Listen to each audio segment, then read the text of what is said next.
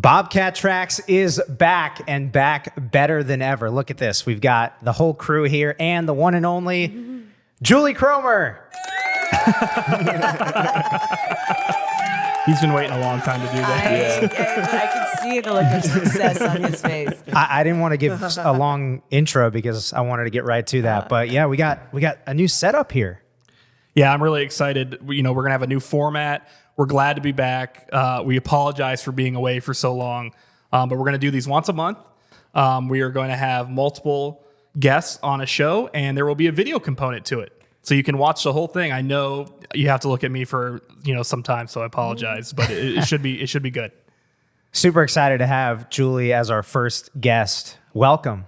Thank you. I like all your new toys. Yes, we're super excited. We're going to give a nice run through of all the sports, unpack the 23-24 season, and it's going to be a lot of fun. So excited to be here, and let's do it. Let's rock and roll. Let's roll. Yeah. So the icebreaker question: favorite moment or moments from this past year? What jumps out? Who's starting? Do I have to Steiner, start you first? have to start. Oh, it's fair. So Sam's left, so I feel like that's only fair. That's fair. I think mine, there's a lot, obviously. It's very hard to always pick one. I think mine would be the NCAA Wrestling Championships. So I'd never been. I know from Coach Greenlee and Coach Walters and everyone, they've explained how big of a thing it actually was. And I really didn't know what to expect. And then we were there the first day with Peyton and Garrett and Jordan Greer, and they played the national anthem, and it was in Kansas City. And the Kansas City Chiefs at the end of the national anthem, they do Home of the Chiefs. And they did it in the arena for the wrestling championship. And I was like, oh, this is like actually a real thing. And then I looked around, and there was 20,000 people there every single session. Yeah. And I was like, okay, like I know this is big, whatever, blah, blah, blah. It was much better than I ever thought it would be. And then Peyton finished fifth. Yeah. I mean, I knew what to expect, like with our wrestlers, obviously. I knew how they wrestled, all that. But I never expected, one, the event that it would be, and then two, that Peyton would finish fifth, best finish since 2005 individually, and then first All-American since Cody Walters when he competed here. So that atmosphere is so cool. It's one of, I think, the coolest NCAA events. They've got the laser show. And then on is it the last night where they do like all the big intros? It's like you're in a pro wrestling environment. It's super cool.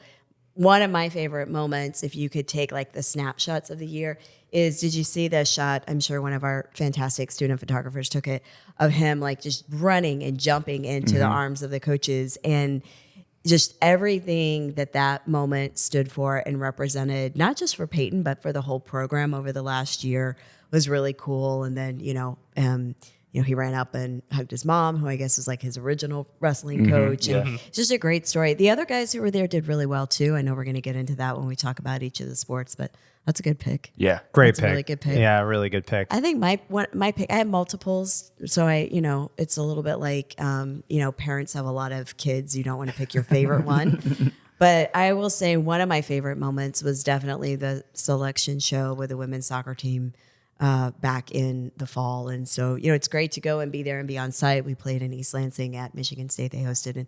But just that moment when your name's going to be called, but the bracket's not up yet and everyone's together and you have a chance to celebrate the history that they created.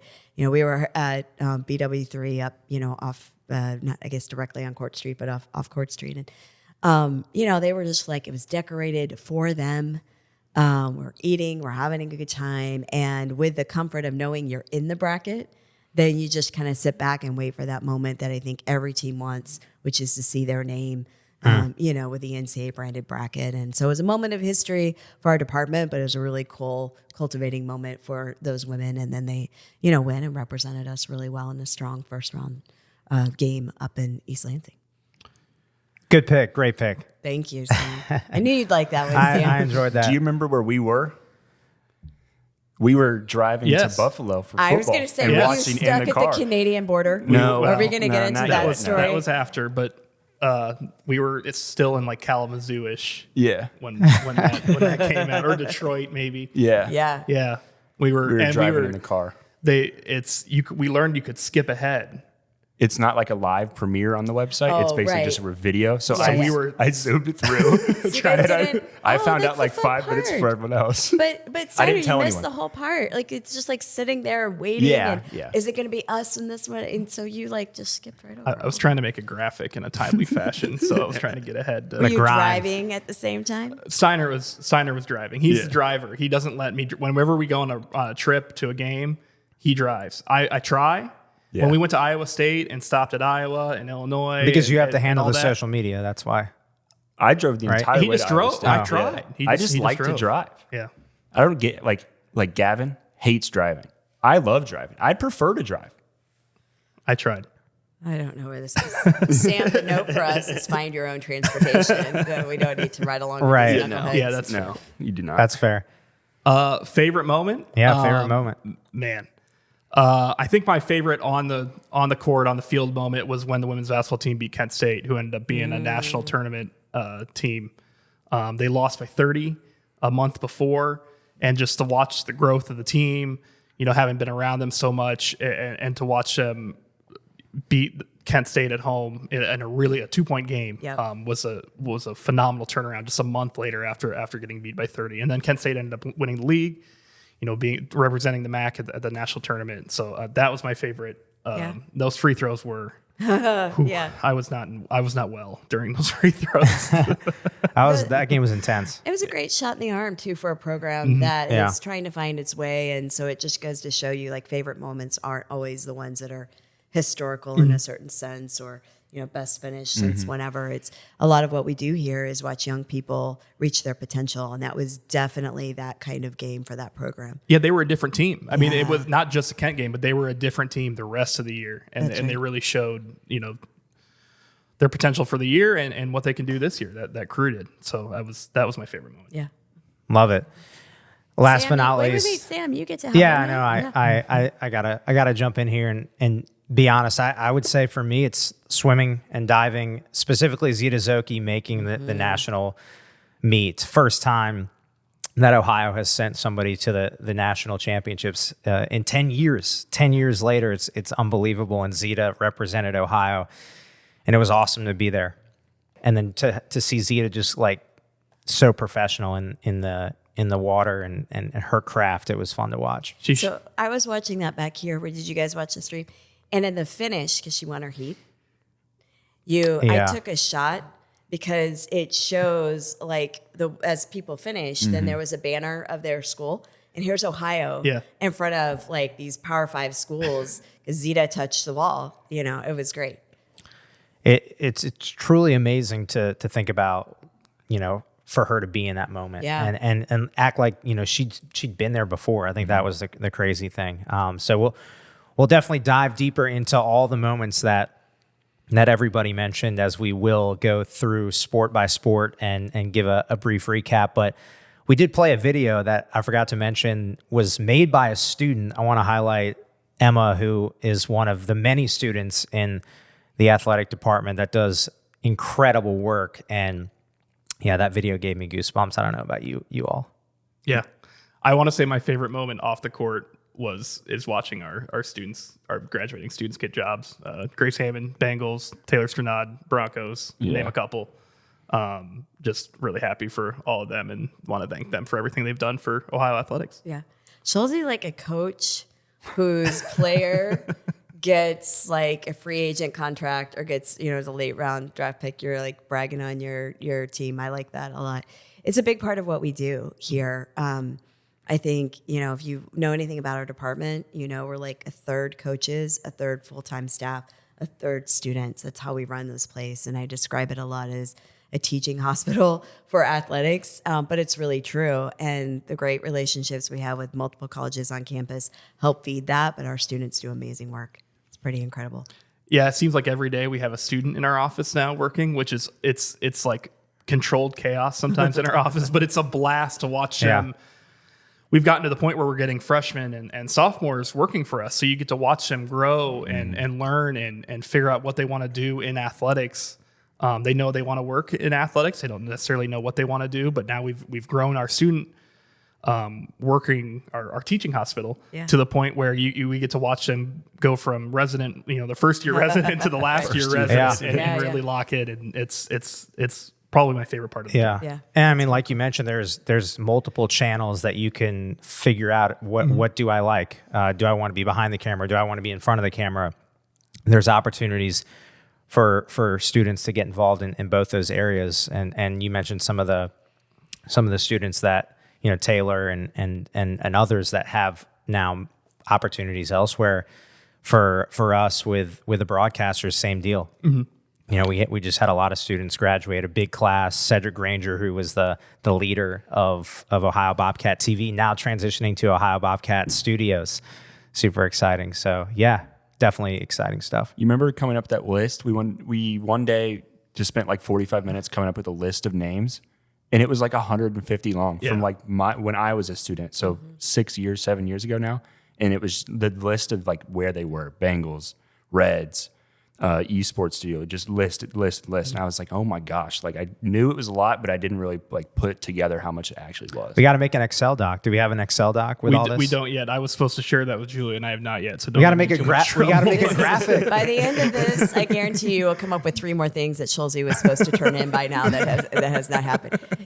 Jordan, however, has started his list that we'll run into a database. And I really do think one of the things I love about our department and how we've grown culturally is we embrace these opportunities, not just for our student athletes, but for the students that, you guys are describing that are a big part of our department. And these experiential opportunities connect directly to what we are doing on this campus for all students. It's a big part of what we contribute. A lot of times I think people think about us just in terms of our 16 teams, but actually the contribution, is much greater than that. It's something we're really proud of. Yeah, and I want to shout out the staff and the coaches of the athletics department too, who do an amazing job of teaching our students. Our coaches, yes, our coaches do an unbelievable job. I'm distracted by. I think the applause. If we can make the applause a little bit shorter, shorten it up. You can press it again and it'll stop. Okay. That's okay. Our producer Jordan Bose just told us that I can stop it a lot sooner. So I apologize for the extended applause. That's a lot of power you got over there. Yeah, I do have this is the power board, but go ahead. Our coaches do an amazing job of embracing our students and taking them along for the ride, and our staff do an amazing job of teaching them the inside of college athletics, whatever their department they live in. So I want to just a big shout out and a thank you to our entire staff and our entire coaching staff. I agree with that. I'm going to extend that to our fan base, though. Mm-hmm. A lot of people who come to a lot of our events recognize that the people behind the ticket window, the people who are, helping direct traffic,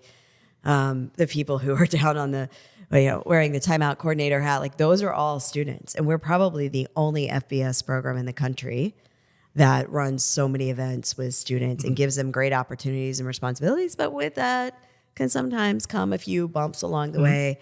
And our season ticket holders and fan base, I think, understand that and get to know some of the students in a really cool way too. I think it's a signature for us. We had a few fans tweet Taylor a thank you, which was which just made my heart fill up. Like it was awesome just to see. I'm sure she had met a couple of them. I'm sure she hadn't met a couple of them, but they all said thank you, and they all had gotten to learn to know her and learn about her through what she's done here. So that was pretty cool. We got great, and Bobcats are great people. They're great people. I agree. Well, let's now take a deep dive into each of the sports as we continue to unpack the 23-24 season. Super, super exciting that we're moving into 24-25. Kind of crazy how fast it's gone. But yeah, let's start with women's soccer. Here we go. For Ohio to make the playoffs, to make the MAC tournament, they need some help. They, of course, have to do what they need to do today, which is win over the Akron Zips. They need a Buffalo loss. Buffalo has to lose to Kent State, and then they need a Toledo loss or tie. Miami scored to make it 4-0, so they would have had a better conference goal differential. Now, Ohio just equaled that goal differential, and it goes back to goals allowed, which Ohio leads in. Oh my goodness. Bobcat fans, I have the news that you've all been waiting for. The Ohio Bobcats are going to the Mid-American Conference Tournament, so congratulations. Hey, there have been so many moments over the last few weeks that you could have said, oh, it's too hard. Oh, we've done enough. Oh, it's not worth it. But you said screw that in every one of those moments, and you were resilient till the end. Every second, every minute counts. Right? You have made yourself so proud. You have made everybody so proud. Keep creating this wonderful memory. Go out, have a great game. Let's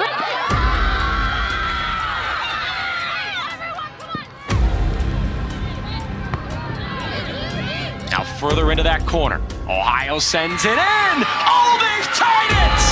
What a fantastic finish. Bobcats on the move again. Another opportunity. Oh, it's in! How'd that happen? Scout Murray.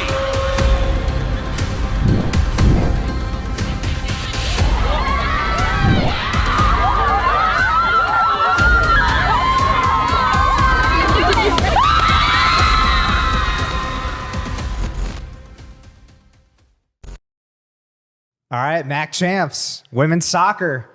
Got to start there. Have to start there. What a run that was. To have a team sneak in like that and play so well in the MAC tournament was just incredible to watch. We talked about growth of the women's basketball team. The soccer team, they grew throughout the year, overcame adversity, and turned it on when they needed to turn it on. I loved it in the call. How'd that happen? I think we were all thinking A lot of people were asking how did that happen? And, kudos to those women, though. They embraced the moment. And I think Aaron really coached them through, mentally, psychologically, really coached them through that week very well. Because if you, take from one beginning of 7 or 8 day period through the end, they qualified, worked their way into it, qualified, and then went and had an incredible weekend up at Kalamazoo. And, the host team was a really solid women's soccer team. And, to work their way through that bracket and then come back strong at Michigan State was a really great stretch for them. Yeah, I loved at the beginning of that video sort of outlining all the different things. It's like a ridiculous it's a ridiculous math equation. Like, how in the world did this happen? Because it wasn't just Ohio, it wasn't just us. We needed help from multiple schools, and it just all lined up perfectly. 6 seed to be a 6 seed to win the MAC championship. That actually, I had that written down. First time ever a 6 seed has won a MAC women's soccer title. I will never forget the feeling of we thought we did that math equation correctly, and we thought we were in, but we were waiting on the There's always a wait, lead for the final word. And I'll never forget that feeling of standing with Aaron, and he was just, he was locked in, Sweating. nervous, sweating, because we were convinced we were in, but we had to hear that word from the MAC. Yeah. Well, what we try to teach in sports is seizing the moment and making the most of a moment. And I think from beginning to end, that run is, a great encapsulation of all the good lessons that sports teaches you and history. Yeah, unbelievable. And not only first ever 6 seed to make the MAC or to win the MAC championship, but also first ever Ohio MAC championship in women's soccer. Like, let's go. Let's get that applause. I stopped it early this time. Double press. Yeah, but my goodness. For me, I got a chance to watch a little bit of their preseason training, and they do a fitness test that's very calculated and in depth. And from there, I just remember some of the words that Aaron was sharing. If you want to win a MAC championship, it starts right here. And my goodness, what a ride. One thing I remember, I think it was you. I can't remember if it was you or Gavin. We were talking about every game in the MAC tournament started the same way. Down early, but felt like it was okay. No big deal, and then came back in the end. I remember the championship game against Kent State, it was down early, like 15, 20 minutes into the game, and it just felt like it was normal. Like nothing, it was no big deal. They were down 1. They tied it before halftime and then with the go-ahead in the second half. And it just felt like it didn't matter what they were faced with. They were going to figure out how to overcome it. There was no panic. No panic. Yeah. Yeah, it was great. It's a great way to start the year. Yeah, and the Bobcats will get a chance to face Michigan State again, actually, this upcoming season. So that'll be freaking awesome. Yeah. That'll be fun. That'll be really cool. All right, moving on. Next up, we got football. Brick by brick, the Bobs had built something over 2 seasons to add to this very proud and now winning program. The Cats kick off the whole bowl season today against Georgia Southern. Let's get it.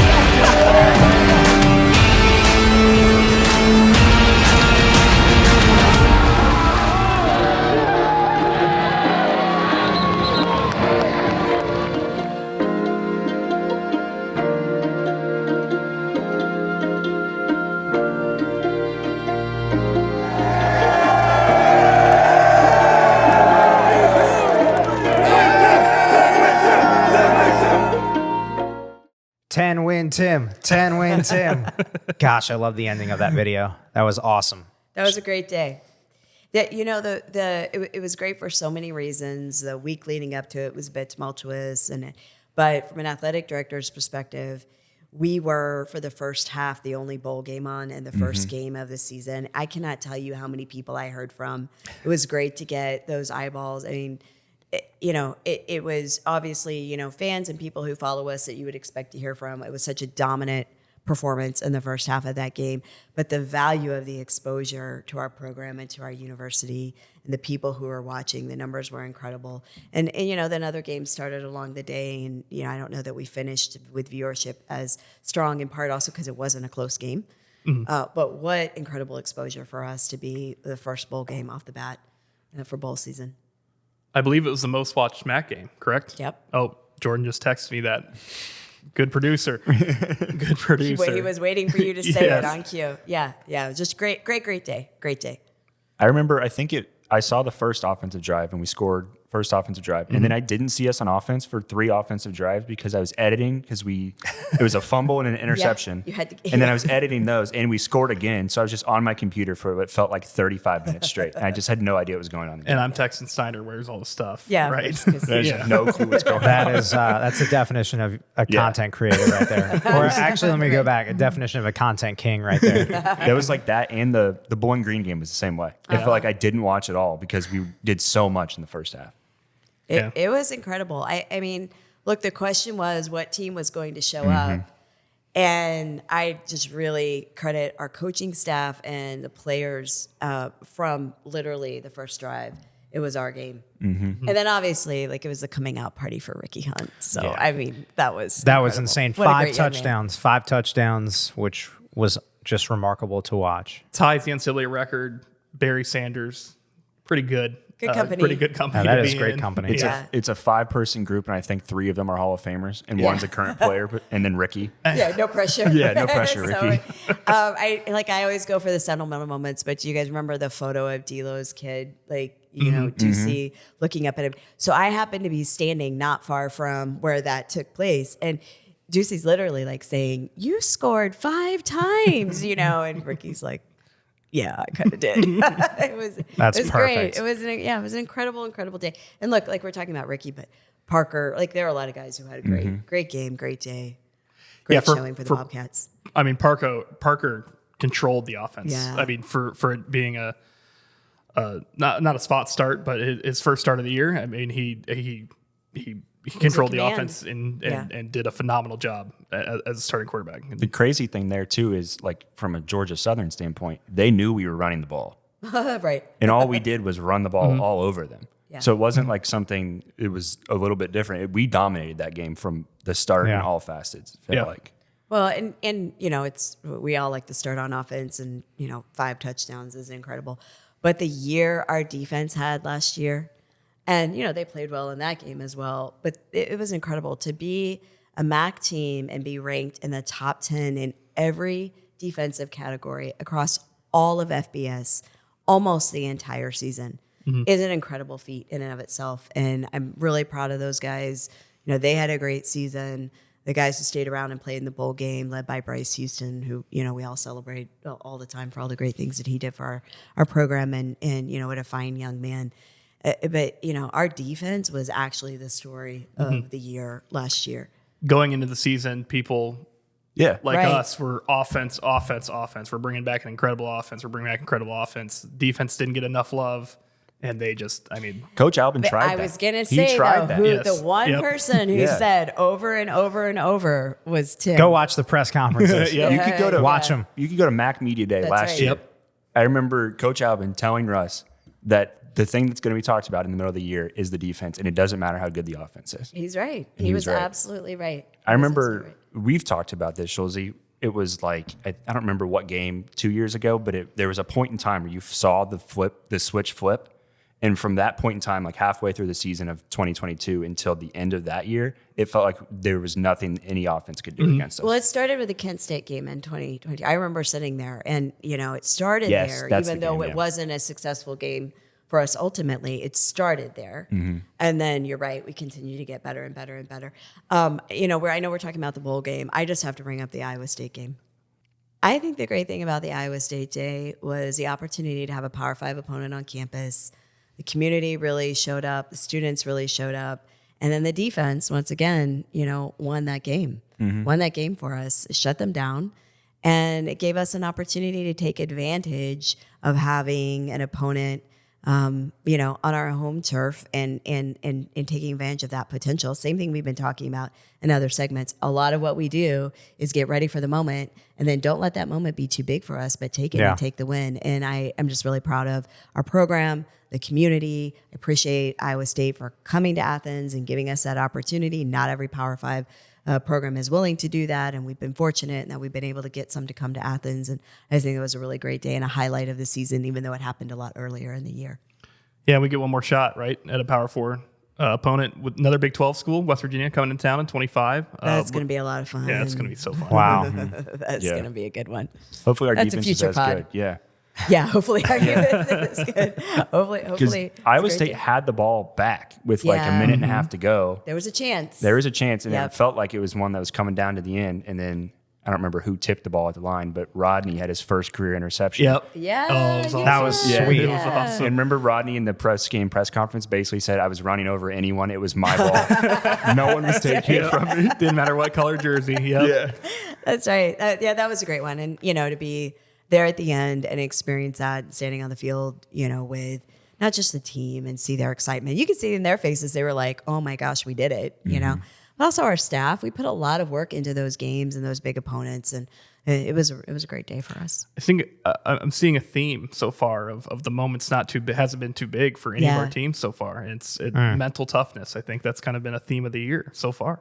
I love that. I agree. I'm a big believer in that. We, especially as a mid-major program, people, talk about like, how is that one big thing and how is that? And they're all great. They're all great moments. And I think if we feel like the moment is too big for us, that's when we fail to meet our potential. So it was a 10-win season. As we said, it was a great bowl game, but also that was a moment where we really took advantage of the opportunity. Do you watch a lot of the football games on the field, or where are you during the football games? Truthfully, I watch a lot of the games at home because during the game I'm moving around and trying to, see people and touch base here and there on things operationally. I do try to end the game on the field. And so that's, where I was for that particular part. But I don't get to watch. I don't get to see much of the You're game. talking to so many people, it's hard to. I do try to. Well, listen, I feel like we're hosting, it's almost like hosting a party at your house. Yeah. And so, a lot of folks drive in to our games. Not all of them live right here in the Athens community. And we only have 4 Saturdays, especially, to be able to get with people and touch base with them, and that way person to person back here in the community they love, in the stadium that we're so proud of. So I really do try to spend a lot of time face to face and moving around. And then, we have stuff that comes up on game day that will need attention. So most of the time I go home and watch the game over. I'm usually a little wound up. It's hard to go, right to sleep, especially for the later game. So I just rewatch Love the that. game. And then That's dedication right there. I don't know if it's dedication. Come on. But listen, then I send the notes, hey, I saw this or that on this or that shot or whatever. And so that's probably the part where the staff is like, it'd be great if you just go home and drink a beer like everyone else. But being down on the field at the end of that game, I was just really proud of our program, our community. I remember their coaching staff. Their head coach's name is off the tip of my tongue. He was Matt Campbell. Matt Campbell.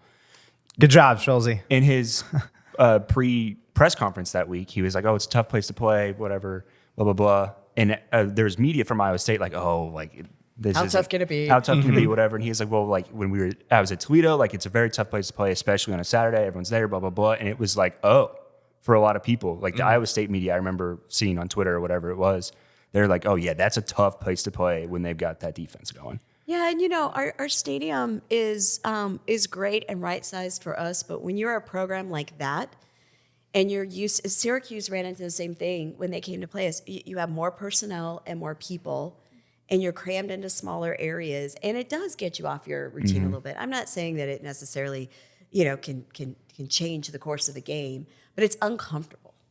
And there's one thing that football programs don't like to be, which is, uncomfortable and out of their routine and their rhythm, especially, in the times around actual play when they're pregame or halftime or whatever it may be. So anyway, shout out to Bobcat Nation. It was a great day. Yes. Shout out to the team. And I'm just, really proud of the way that they were able to come together. Yeah, and I also want to mention one name too, Xander Karagosian, who was recognized along with Caitlin Whittle for earning the MAC Medal of Excellence Award. Yeah, Xander's a great leader for us. Relatively local kid, and he it really contributes a lot to the culture of that program. But he's a great leader for our student athletes generally, and we try hard to engage our student athletes in decision making here. We try to build.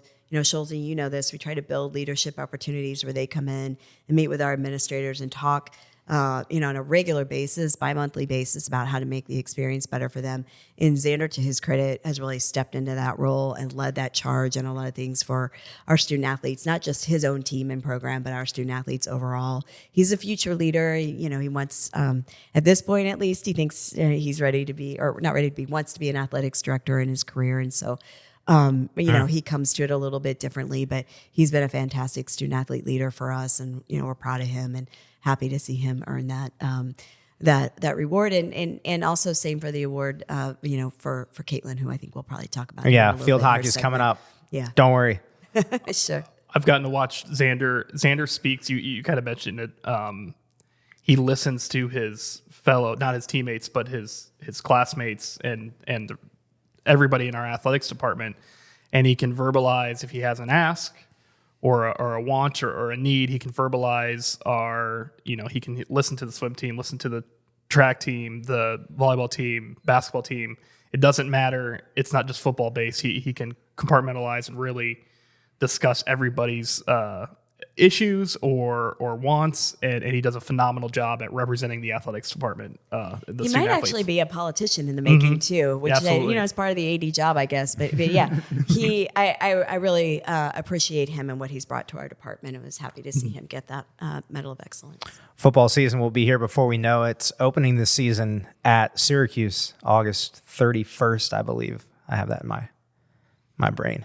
So it's going to be here before we know it. It's going to be a great trip. We've got a couple of big opponents, big road games to start off the season, and kind of an interesting flow to the season. The way the MAC schedule came out, we're kind of front end loaded with a lot of activity here at home in September, and then we've got a gap of about 3 weeks in October, and then we finish strong at the end of October. But looking forward to all of that. Those guys are here working out. Yeah. They're getting ready. They're already in their roll up to the season, and then football camp, starts here, in about a month? I think it's like the last couple days of July. Yeah. So we're right there. All right, let's move along. We're going to combine men's and women's cross country and women's track and field. So let's unpack that right now.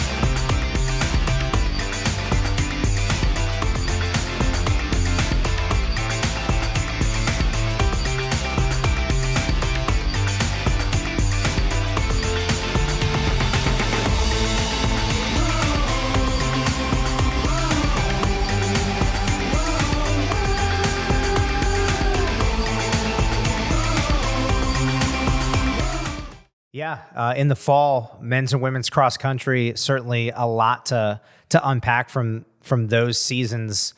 2023 pre-nationals, both teams were able to compete in pre-nationals, which is really cool. And yeah, I had a lot of fun observing from afar because that's something that, you don't always get to do. So shout out to the coaching staff and the runners as well. It was awesome to see that transpire, and then transitioning to the track. A lot of great things from the track, particularly one thing that is just fresh in my mind, the 10K runs through Athens, Ohio. We had 3 women in the top 5, which was amazing at the MAC championships, outdoor MAC championships in the 10,000 meters. I don't know if it's just like me, but like when they have the live scoring and you can like watch to see like lap 1 was 58 seconds or whatever it is, it's like truly mind blowing to me how fast they're actually going consistently, especially the 10K, because they're running what feels like forever. Like, I don't even know if I want to walk that long. Yeah, and fast. They're not like slowly, like I'm walking for 25 minutes. They're running for 25 minutes. Yeah. And it's like it's mind blowing to me that they can even do that. Well, it's great to see the progress in our distance group. And it was a strong cross-country season. The races, like you described, Sam, give you an opportunity to kind of test yourselves against some of the country's best. And, I think it's really important in your development as a competitor. And so that's part of the reason why we work hard to try to support our teams who are ready for that, kind of that level of competition so that they have the resources they need to get there. And it's one of the things Sarah talked about when we hired her a few years ago. Getting to that meet was one of the things she asked about right away.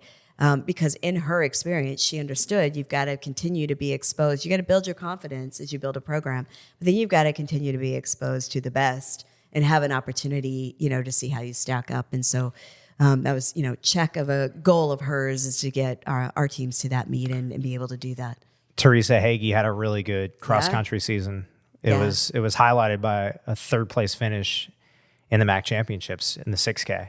So that's something that definitely, I didn't get a chance to go to the MAC cross country championships, but to see her put down that time and finish 3rd place. I did watch it. It was being streamed and I remember that she too. was absolutely throwing it down. It was impressive to watch. So shout out to Teresa. We were watching that with Taylor, who former track athlete. it. Yeah, explaining what the sport is basically. And I was like, oh, she's in 1st. And then it was like, oh, she's in 1st with like 1 kilometer to go. And I was like, what?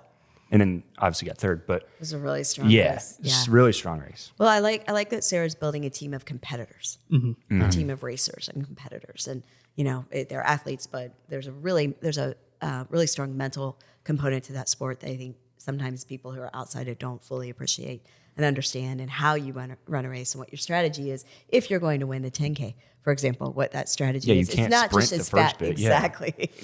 It's very obvious yourself. strategy here from the two of us. Yeah, but it's really incredible to see the growth in that program. And, the throws area is coming along as well, and some of the field Shout out events. to Mary. Shout out to Mary. Coach Mary. Yeah, by the time they got to outdoor, we really saw a lot of development out of that group as well. We did see 2 Bobcats move on. Obviously, Tony Tonkovich, legendary career. Tony's a legend. He's a school record holder, 800 meter indoor. The mile, he's a school record holder, 4:04:24, and then the 1500, 3:43:40. Absolutely unbelievable. And Tanaya Stevens, also another Bobcat that just was all over the campus, in her time here. Big part of our student athlete community, and then big part of your office as well. Yeah, Tony is an Athens high school grad, so it's cool to see the local kid come to OU and set those records. And then Tanaya is going to be around next year. She's going to be Jordan's GA. Breaking news. So, yeah, Jordan, way to go! Retain the talent. I like it. So you. Cross the T's and dot the I's. Yeah. Yeah, Literally that's great. cross the T. Literally. So she's great to watch her growth and maturity over time. First time I met her, she set up an interview that was a class assignment for the journalism program. Wow. And she had to come in with the equipment. I hope she doesn't mind me telling this story. It was clear that the equipment was kind of getting the better of her.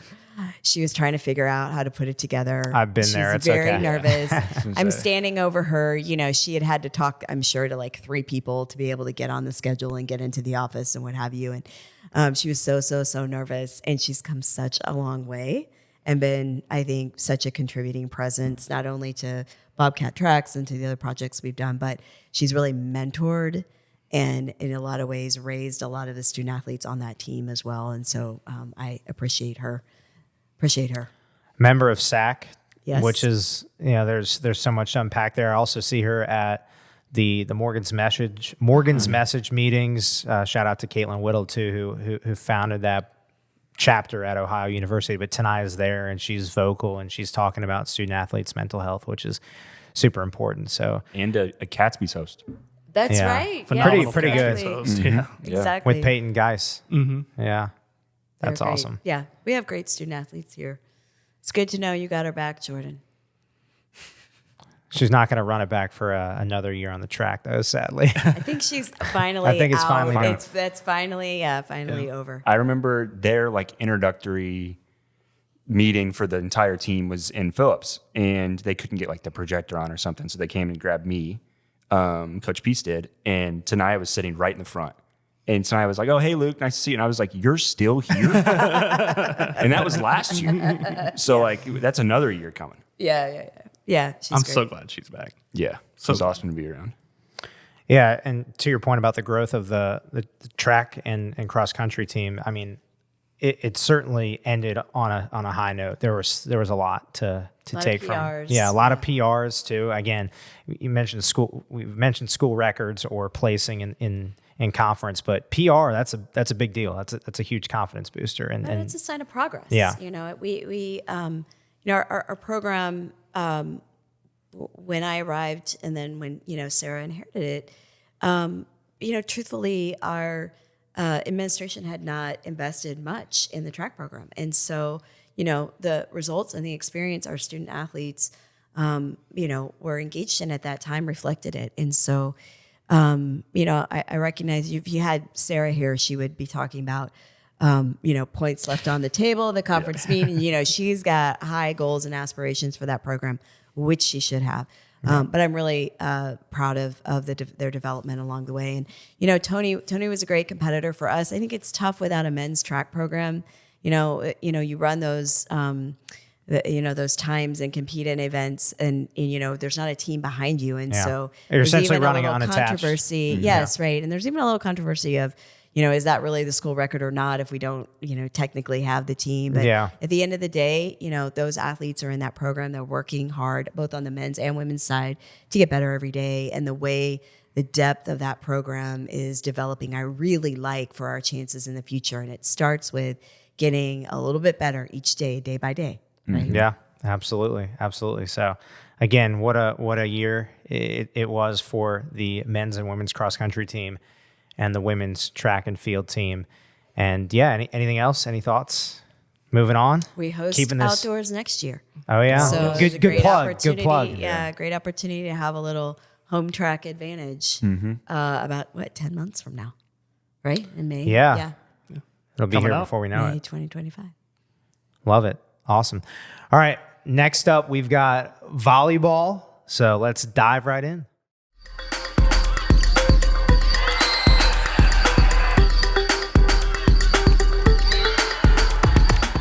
Finish things in Athens. Macy Watrous with the serve. Set towards the back row. McGuire pushes it over. Ohio to Caitlin O'Farrell, and she finishes the job. O'Farrell with 14 kills, the team high of the match. And Ohio is 2-1 in conference play. They take down Kent State in straight sets. Sam, any final thoughts from today's matchup?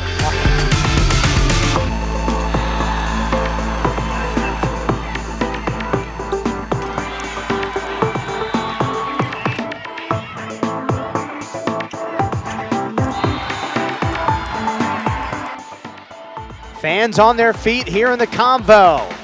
Nice dig from Macy Watrous. Hunt smashes that one through the blockers. And Cam Hunt closes the door shut on the match. Her 12th kill, and the Bobcats win in straight sets. 25-18, 25-18, 25-23. The Bobcats have won 4 of their last 5 matches.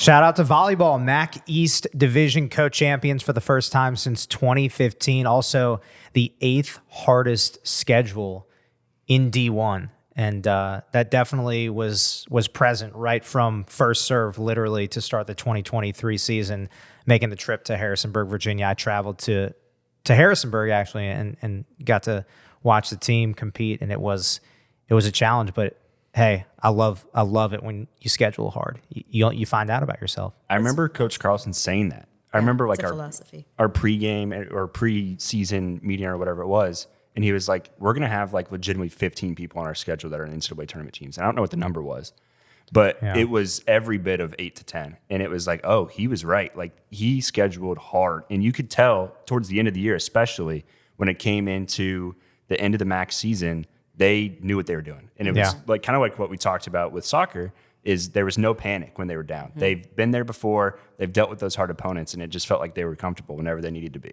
I think coaches have different philosophies about how to schedule. Sometimes that even changes year to year with their different teams or, every other year.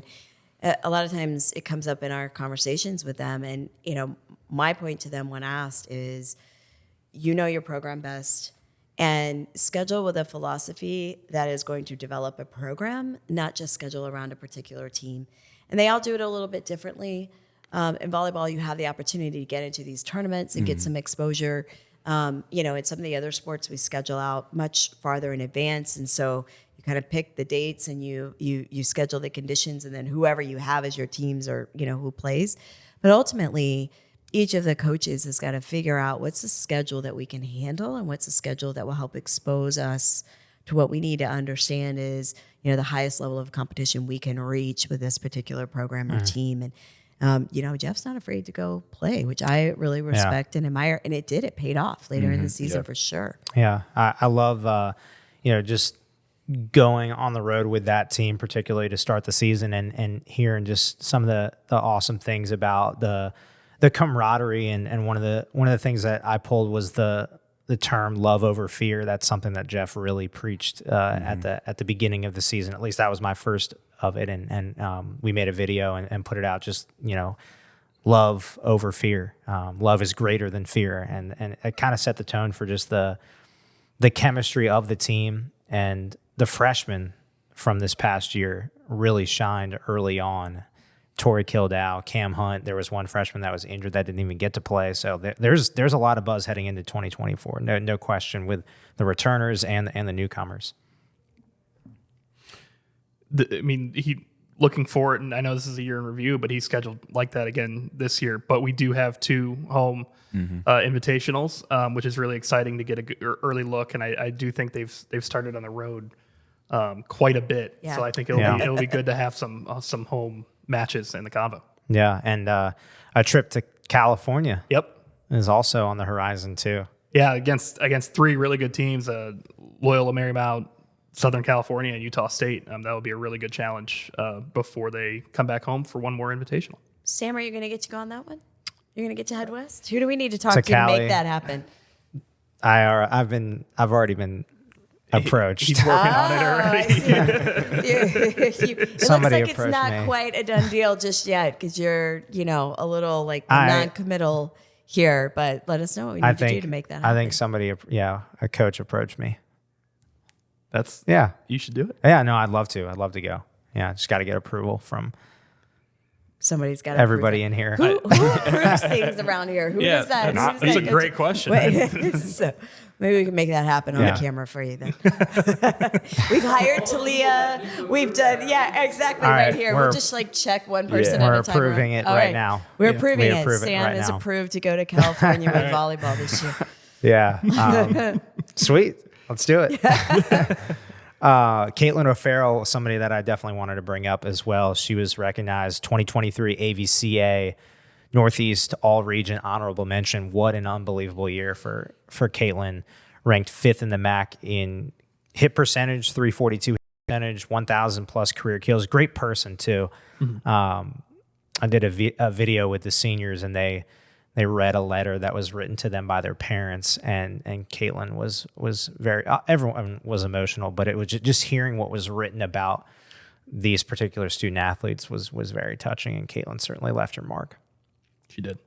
I know that team, that group of seniors too, was one that went through the pandemic and then came back, was part of Coach Carlson's first team back. So like really big leaders for him. And I know that was definitely a group of seniors that like he had a really special part in his heart for, just because the things that they stood for that team. And it was very much like you knew when you were watching practice or watching a game, it was them telling the younger people what to do. It was very rare that Coach Carlson was actually the one coming in and making that change. It was always, it was very team-led for them. So let's pack the combo this year. Again, you mentioned 2 Bobcat Invitationals, and then obviously the MAC slate. But to open the season at home is a big deal. Yeah, it's a really big deal. For sure. Awesome. Well, and Jeff's been really bullish on this team too. So of all of our coaches who are kind of talking about what they are expecting going in, he's not been shy about, making some promises. So I'm looking forward to seeing what they do. All right, up next, we'll move on to field hockey. Let's get to it.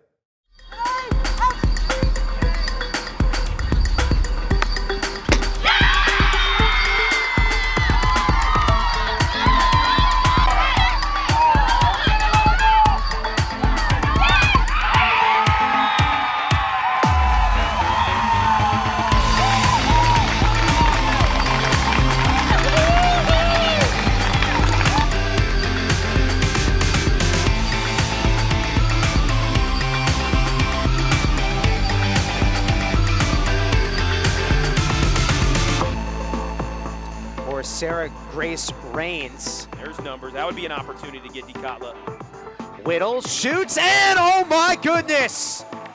Did she just do that? A highlight reel goal for Caitlin Whittle in the circle.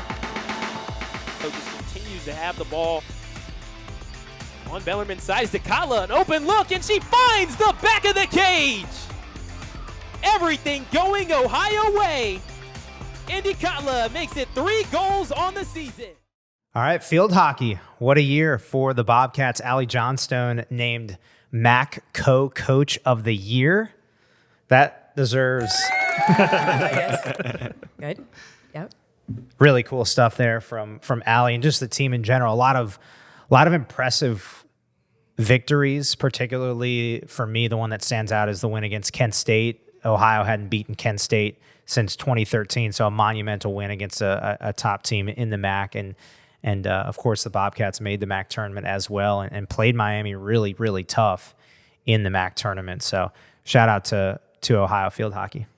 Yeah, they got to fly the flag, beat Indiana in overtime, and then they played the number 12 team in the country in Ohio State on the road, played them tough. 3-2 loss, but they had some really good showing against the Power 4. Yeah, I think you have to talk about Caitlin too. I know you mentioned her earlier for her MAC award, but Yeah. Caitlin was a remarkable leader for our student athletes overall, but a remarkable player. And her impact on the field this year, I think, was as significant as it was in any of her seasons here. I think if you looked up student athlete in the dictionary, Caitlin Whittle's name would definitely be right there. She is certainly she's an inspiration to a lot of student athletes, a lot of future student athletes, with just her impact both on and off the field. I mentioned Morgan's message earlier, but like she's constantly been the driving force for the organization since she's been a student athlete here, and making it open that it's okay to talk about mental health and things of that nature. So she had a decorated career on the field, but also off the field, and certainly will be missed.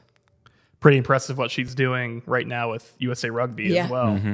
Working out. She's still on the field. She's still on the field. Yeah. Truly an incredible story, and just proves how amazing of an athlete she is. You might want to say what she's doing, because we all jumped in, but not everyone may know. That's a good point. We should do a full separate story on it, but she is training with the USA Rugby team right now. And I'm not sure what version of rugby she's training with, if it's 7 or 11s. Look at you with your rugby knowledge. Yeah. How about that? That's probably the extent. I was going to ask. We're done with the knowledge. But she's at the Olympic Training Center for rugby, working out with one of the teams. I wouldn't bet against her. No. I wouldn't bet against her. And remember, she's an MBA student too, so she's in the dual program, so she's around for another year. And I think the rugby thing is like one of the MSA students explained it to me. It's basically USA Rugby goes out and finds athletes that they would find that would be good for the sport of rugby that have never played rugby before, and then they teach it to them. Right. And it's like almost like an experimental type thing. And she went out there, and I think it's in California. I think it's in California Yeah. too. Yeah, I think that's right. Chula Vista. Chula Vista. Wow. Jordan. look I've at got you. good Look at ears. you, the research. Yes. Yeah, shout out to Jordan Bose, our producer. Allie Johnstone, just a little bit more on her. Just what a great person. I know that the award speaks for itself and everything like that, but I remember talking to her before the season and just the passion and how much she cares about getting to know the student athletes. And every coach, obviously, here at Ohio that's the case. But that really shines through when you think about, all right, co-coach of the year. She's also a great person off the field. She's the epitome of a teacher coach, and the sports are different and their cultures and what we expect of the executives who run those programs. But she is at her heart, a throwback to the teacher coach days, and it shows. And she leads a very player-led program. She empowers them to make decisions. She talks through game strategy with them differently than any other coach we have in our department right now. And it's really an entire philosophy around development personally, obviously as a player, and then in leadership for the entirety of her roster. And she also will take players who've not played the sport as well, but who are athletes, and bring them in and have them spend time with the team and see if they can work their way into the roster on a permanent basis. And again, at the Division I level, you just don't see a lot of that, but she's very committed to it. And she's somebody who is absolutely on this earth doing what she was made to do. Love that. Yeah. Shout out to Allie. I mean, Coach Aaron Rodgers was goalie for practice. Yeah. Have you heard that story, Sam? We did not have a Goalie for a camera field out there, hockey practice? sadly. Yeah. He came into the office with bruises. That's how we found out that. The content planning was, you couldn't have it. It just happened. They had a goalie that had class or something. I don't remember exactly the story, but Aaron was like, I'll be the goalie for the day because Aaron was a goalie in college for soccer. Yep. Much different. Yes. Yeah. Yes. Right.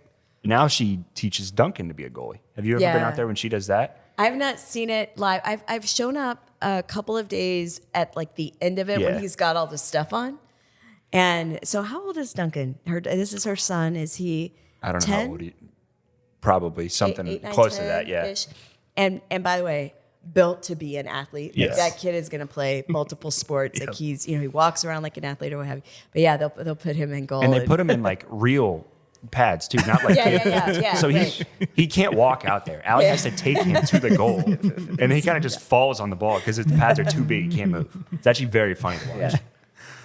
All right, well, we'll move on to our next sport, women's basketball. Let's hit the hard court in the combo.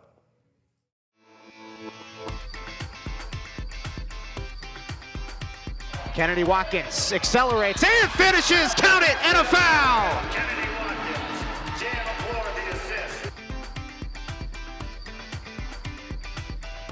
1 second, gets it off for the tie. No! Ohio survives. A statement win in the MAC for the Bobcats.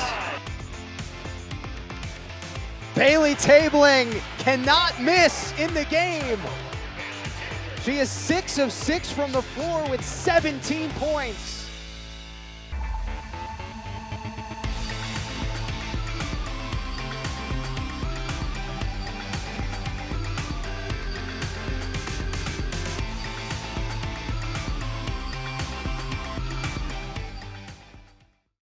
Women's basketball, a lot of great highlights there. Schulze, you mentioned the win over Kent State is your favorite moment, right? Earlier in the pod, and yeah, that was a very exciting game. What a finish, and some exciting buckets at the very end of that game. Yeah, like we talked about before, a signature win over a national tournament team. Do you want to talk about Bailey Tabling a little bit? Yeah, some of her clips in there, just a breakout performance, breakout freshman year, honestly, for Bailey. Yeah, I mean, she filled up against Syracuse. She shot the lights out against a few different teams. She's a streaky shooter in a good way, where if she gets hot, look out. Everything's going in. And she just, her freshman year, she progressed so much and she grew so much. And I'm really excited to see what she does next season. I mean, there was a point in time, I don't remember the time frame, but it was first, so like 8-10 games or something along those lines. She was top 10 in the country for 3-point percentage. And it was over 50. Yeah. And if you're making over 50 in men's or women's basketball, you're putting it in the basket at a pretty high clip. Yeah, we talked about the defense, the Ohio football defense being nationally ranked. You know, Bailey, she continued throughout the year. You know, she shot, I don't know what she shot off the top of my head, but she stayed up pretty high up in those rankings. And to take the amount of threes that she took and be ranked that high is quite impressive. I think you have to talk about the whole team, though. It was such a year and a season of progression for that team. Some new faces on the roster, some veteran players who stepped in and provided some leadership as well. But you could see them improve all the way through the season, all the way through, through February. And, it's interesting. Both teams, men's and women's basketball teams, were playing stronger basketball at the end of the season.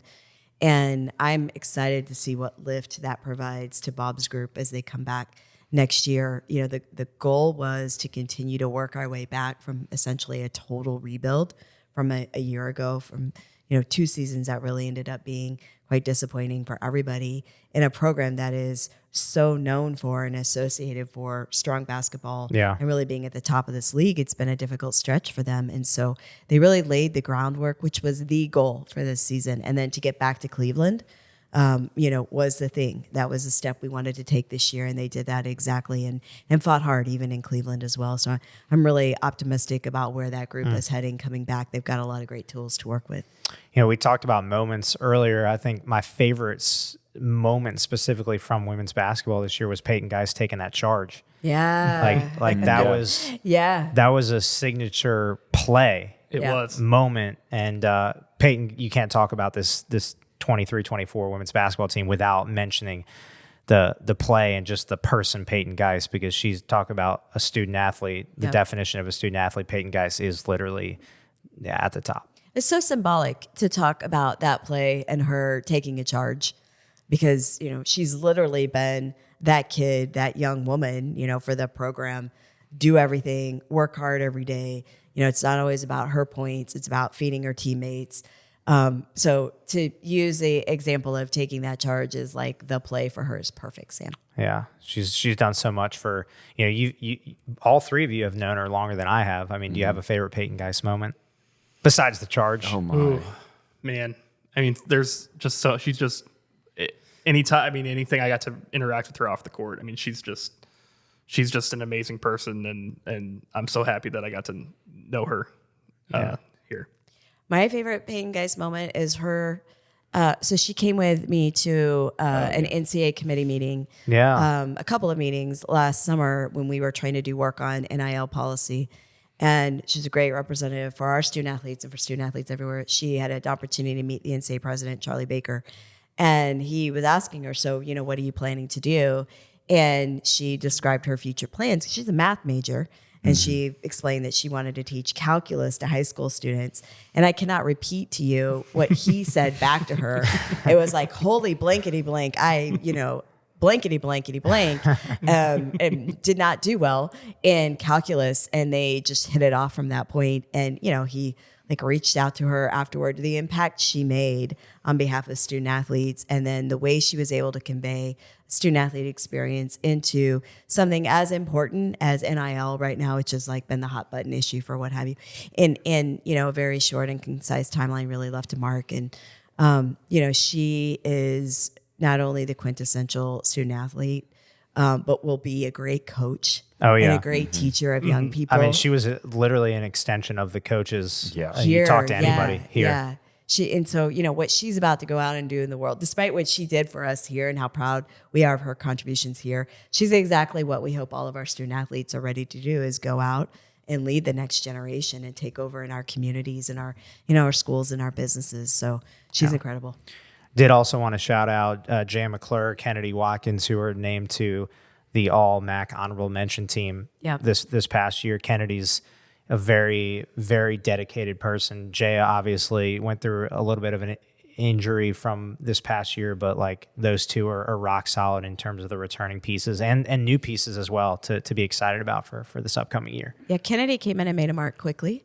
Yeah. And I think there's a lot's riding on her shoulders also as we go forward. And, same with Jaya. She came in highly regarded, and, we'll watch her lead that team next year. Yeah. Kennedy's taken, a role, is going to take a role this year that I think is going to be awesome to watch. Anissa Jones and her, they're roommates, and she, Anissa's one of the newer players. And so to see them already connected and on campus is really cool. Yeah.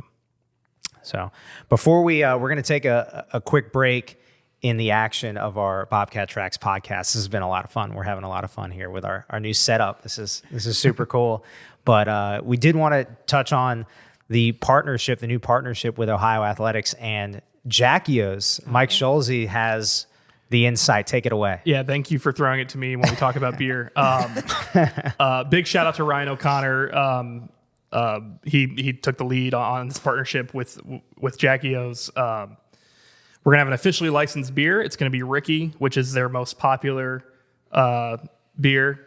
Luke, you can probably tell me more about it. I'm an IPA guy, and we just went to you for a beer. I know. But it's going to have the Ohio logo on the box. It's going to be available everywhere in the state, which I think is really cool. That you can go to Cleveland, Columbus, Cincinnati, wherever, and you can have that Ohio Athletics branded beer, and it'll also be in the Convo and in Peden at our games. So look out for Ricky. It will be available July 12th-ish in stores, 11th, 12th, 13th. And make sure to go pick it up. That's my pitch. That's fun. Yeah. That's fun. That's been a long time coming. Actually, I think the first conversation we had about that was shortly after I arrived, right before the pandemic in 2019. And so we're excited to work with Art and his team. And yes, shout out to Ryan O'Connor for getting that done and pushing that one over the finish line. I think it's pretty cool that Jackios is owned by a Bobcat who has a location, and it's brewed in Athens, and it's just a phenomenal partnership that is pretty unique to our town. Hard to find anything more quintessentially Bobcat than a branded beer. That's accurate. Yep. Yeah. And it has to be Jackios, right? Of course. Yeah. Great partner. They're great yeah. partners with us. Shout out to that partnership coming together. Here we go. Love that. Anything else on that? You were like a reporter there. You delivered the information. I felt like it was I appreciate pretty that. I'm gonna concise. take that as a compliment. Yeah, I mean you got the microphone. Yeah. I tossed it to you. You delivered. So well done. We are going to take a quick break and come back in just a moment. We'll touch on men's basketball coming up next.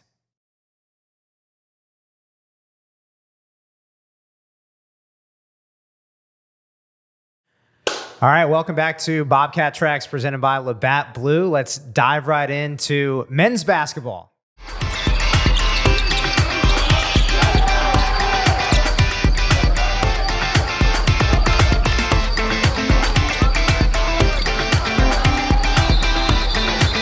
We got numbers right here going strong to the basket. Hunter from beyond the line and a Hunter at the rim. 15-point lead for Ohio, and Jalen Hunter 5 in the last two trips down the floor, and that's 1,000 for Jalen Hunter in his collegiate career.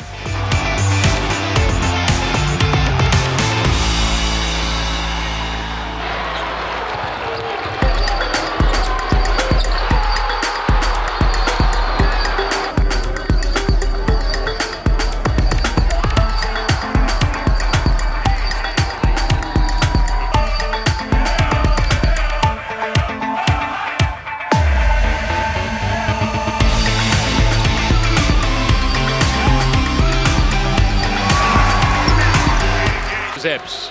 Ali on Aiden Hadaway. Freeman tried to create some room in the post. Ali got away with the travel. It's knocked away. Mitchell has it for the Bobcats. He runs it out. The Zips have to foul. They finally do.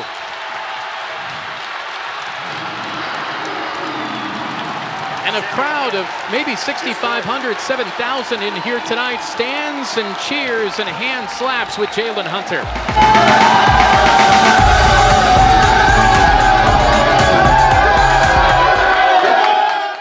Love seeing those highlights, especially starting with the Bahamas makes, I'm sure, everybody want to go back to paradise. That was a great start to the season. Also, we ended the year or entered the MAC tournament on a 6-game winning streak That was really exciting as well, and advanced to the MAC tournament semifinals. I've talked with Coach Bowles before, and I know that this is something he does a lot with his teams and wants to, is like the first half of the year and right into the beginning of conference play, like, yes, you want to win every game, but you want to be playing the best basketball that you're playing towards the end. And there was no better time to show that than what they did this year. And it felt like there was points in time, especially right before the MAC tournament when Akron came here, it was like we couldn't do anything wrong. They were playing perfect basketball. They were shooting the ball well. They were sharing the ball well. And it felt like at every point in time, there was no panic. They were able to do whatever they needed to do to win the game. I think it's becoming a signature move on Jeff's part. You know, if you think about his seasons here, but, you know, with arguably one exception, each of the seasons have been that way, going all the way back to his very first year. And I agree with you. I think it's more important that you're playing your best ball, especially in this sport. It's more important that you're playing your best basketball at, you know, the end of the year. That's when, you know, the glory happens is in March. And so, you know, he finds a way to do that year after year after year. And, you know, we saw the clip of the Akron game, which we were all talking about was such a great night. But, you know, so was the Miami game. That was a great night. Great unbelievable crowd, 9,000 plus. Yeah, the BG game was good as well. And you know, we are a tough team to play every year in the Convo. And I'm really proud of that. I think that, you know, home court advantage should count for something. Everybody contributes to that. Our student support continues to get stronger and stronger every year. You know, so for us, that's what we can do to contribute to it. But, you know, it's a great place to see college basketball, and it's a great home court advantage. That Akron game was loud. Yeah, it was. It was loud. Yeah. It was awesome. It was a Tuesday night, too. Yeah, it was rowdy. Yep. I was really proud of how the basketball team, they had a tough one on the road in the MAC Sun Belt Challenge against Arkansas State. They gave up 100 points. Tough travel getting back. Yeah. Yes. Yeah. And after that game, on the defensive side of the ball, they locked in. They lost to Toledo by 2, a really good Toledo team. And then after that, I mean, I'm just reading the scores. They gave up 57, 59, 67, 59. I mean, they were phenomenal on the defensive side of the ball, and that really propelled them into the MAC tournament.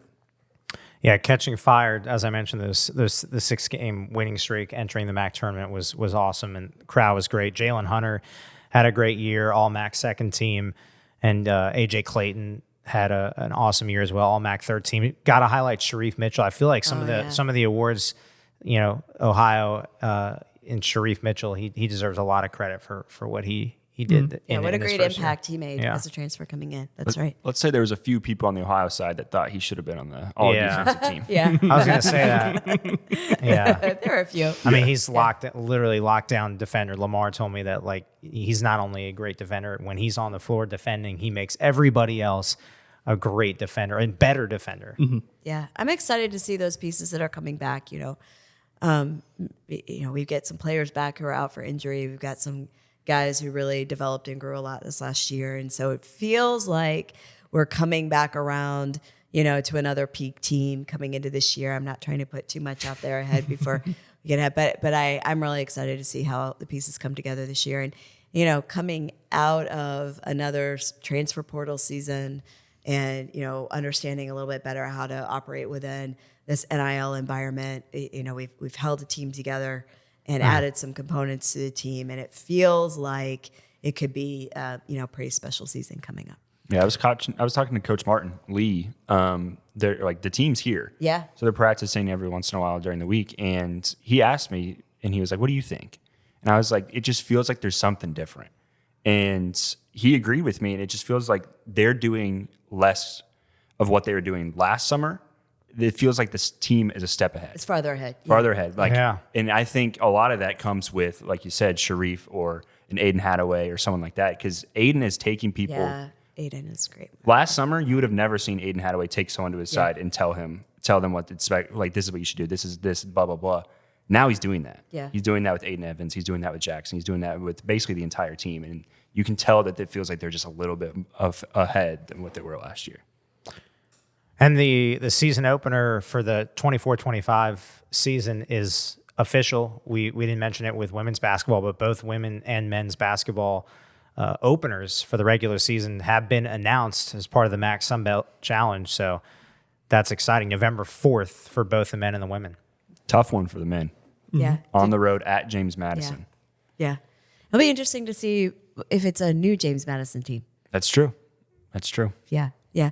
That Sunbelt Challenge is an example of what we have to do creatively within our conferences and leagues in order to be sure that we get quality games. And, it's matched up on the basis of strength or perceived strength. And so it says something about us that we got matched up with James Madison, given the run that they just had at the end of last year.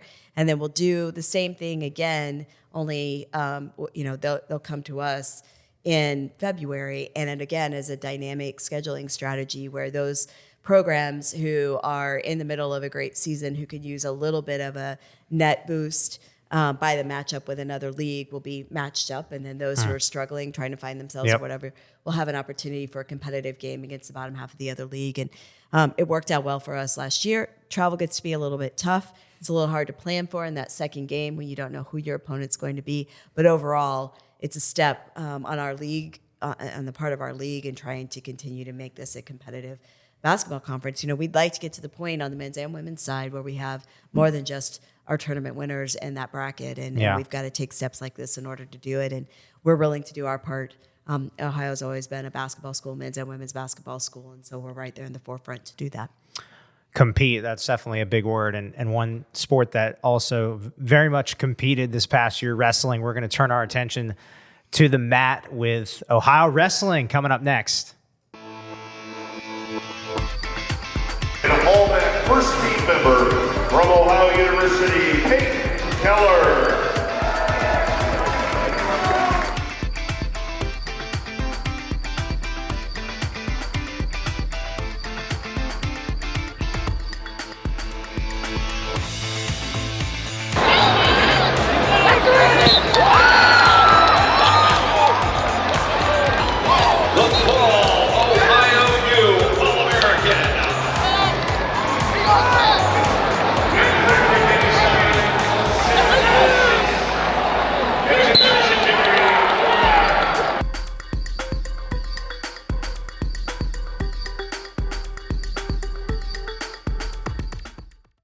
So, a historic year for Ohio Wrestling. Shout out to Joel Greenlee and the entire team. The three individuals you saw on that highlight clip were Garrett Thompson, Jordan Greer, and Peyton Keller, the three that made it to the national championship. And Steiner, you were there in Kansas City. Tell us more. Yeah, I mean, it's an incredible event. I know we talked about it earlier. I said that was my favorite moment of the year, but I never really knew what we were getting ourselves into. And like you said, three guys that qualified.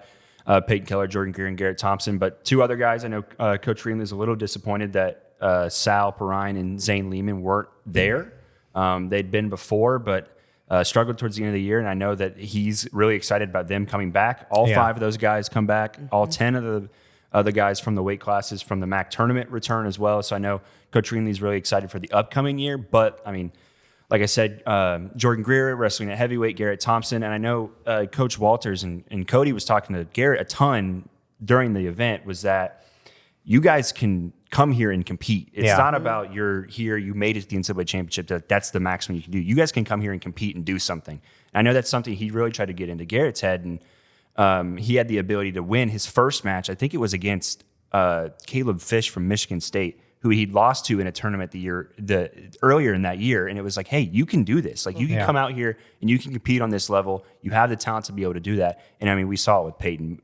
He finished fifth, was able to get 2 pins in the wrestling championship. So, I mean, it's just an incredible year for him, an incredible year for the team. And it really showcases what you can do, especially at Ohio Wrestling, and that could be coming again next year with all 10 guys returning. Yeah, it's great to see the group they have back. And again, I think this is why it's so important that we invest in our programs and send them to meets and opportunities earlier in the year where they have a chance to, go toe-to-toe with some of these competitors that they may see later, so that they understand they can advance. It's not just about showing up and qualifying, but actually advancing.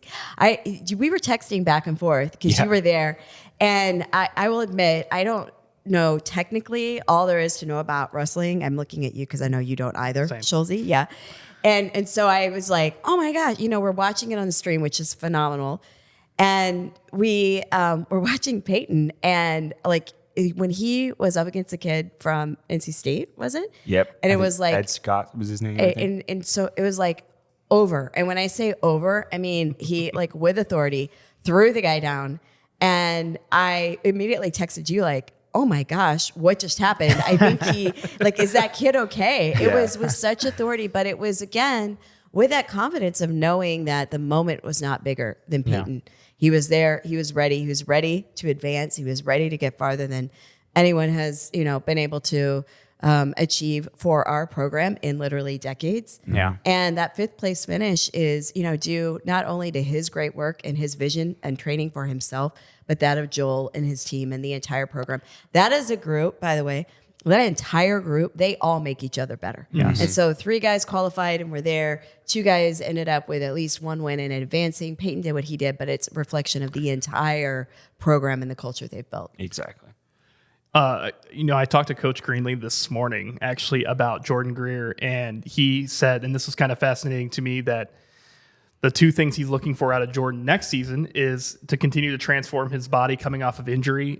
He was wrestling at 240, prior weight, and Jordan has he's put in the work. I mean, you can tell walking around, he's become a physical specimen. And then the confidence that he said he struggled with his confidence early on, just coming back from injury, and being a year out now, he's looking forward to seeing Jordan at full strength mentally all season next season. Another great leader among our student athletes, by the way. Jordan's really involved in a lot of other activities, supports a lot of the other programs, and is really embracing everything about the student athlete experience. I think for me, those 3 guys that made the national meet, I had a chance to interview all 3 of them, and with Peyton, hearing about the relationship with his mom was certainly very powerful. Hearing about just how he got into wrestling, hearing about some of his creative techniques. He mentioned the banana split. Like I don't know what that is, but he has some sort of banana split in his back pocket that he can pull out on the mat and do. And Jordan Greer and Garrett too, also really good people. With Jordan, coming back from that injury, but also just his intake of food is quite fascinating. Like with just understanding from a wrestling standpoint how dedicated you have to be off the mat with your intake in food and water and so on and so forth. Trying to maintain that weight is valuable, is valid. Honestly, what's crazy is his is different too. Yeah. Like most of the time you hear in wrestling, it's like, oh, I have to get down to a certain weight. He wants to keep weight up. Yeah. Because, I mean, I know, like he said, he wrestled at 240. Maximum you can maximum weight you can wrestle at in heavyweight is 285. So he's 45 away from that. So he's just trying to keep to the point where he's staying competitive with those bigger guys. Whereas you have Zane and you have Garrett and you have Sal that are trying to get to a certain point and stay below that certain point. And it's just so different how the sport is, whether you weigh 133 pounds or whether you weigh 255 pounds. Right? So to recap, Peyton Keller, first All-American at Ohio since 2016, Cody Walters. Best team finish since 1998 in the NCAAs. Unbelievable, 25th overall. So it was a historic year from an entire team perspective, and we can't wait for what next year has in store for them. They're redoing a little bit of stuff on the wall in the locker room as well, which is like awesome. Like it's a really neat touch. When you have success, yeah, then you have new things. New things, new to put toys. on the wall. Are we having success? Is that why we have these new mics? We'll see. I will say, well done, Sam. I will say, I don't remember who said it to Cody. I think it might have been Shakur or Garrett. And it was like, how does it feel that you're no longer the last All-American? And he was basically like, it's about time. Yeah. I'm sure. Yeah. Got to give Coach Laney a lot of credit too with Peyton's development. Peyton told me about, when I interviewed him, a specific workout where he's on the like elliptical bike or whatever. The assault bike. Yeah, whatever it is. And he's like biking really, really hard until he's dripping in sweat. And then he's got to step onto the mat and wrestle after, going through that cardio. So not, that's not easy. And why Peyton's just built different. So, all right, we'll move on to our next sport, swimming and diving. Let's jump into the pool.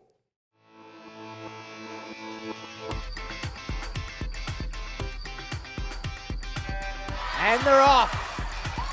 What do we have in store? Zita Zoki, the freshman from Hungary, checked in this morning with the fastest time in prelims.